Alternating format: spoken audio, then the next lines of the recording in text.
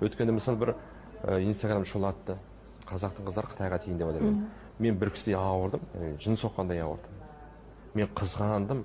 Кәдімгі менің өзімнің әйелімді алып кететін сияқты қызғандым. Үйдегі мен қызымды алып кететін сияқты. Қарындастарымды, үйдегі туған қарындастарым жылағым да келді. Бұл сөзді айтқым да келді, бірақ далбаса. Мен ойландым артынан. Неменеге айтамын мен бұны? Менің қарындастарым онсыз да саналы. Мен қарындастарым қазақтың мен деген қыздары. Мен аттарын айтпай қояйын. Олар бізден де намыс қой. Қуып келгенде қазақтың қыздары жігіттерден де намысын әрі кеткен кезде. Ол намыс сондай болып тұрып, олар мүмкін емес тиюі. Олар менсінбейді. Тиетін кімдер? Айгерім, Қытайға тиетін кімдер білесің бе? Жезөкше қыздар тиеді. Әбден болған. Солар тиюі мүмкін. Ар намысы жоқ, тегі жоқ, қаны жоқ. Қазақ деген ол түрі ғана ұқсайтын біреулер тиюі мүмкін. Олар тисе тие берсін, оларға қайғырмаймын да.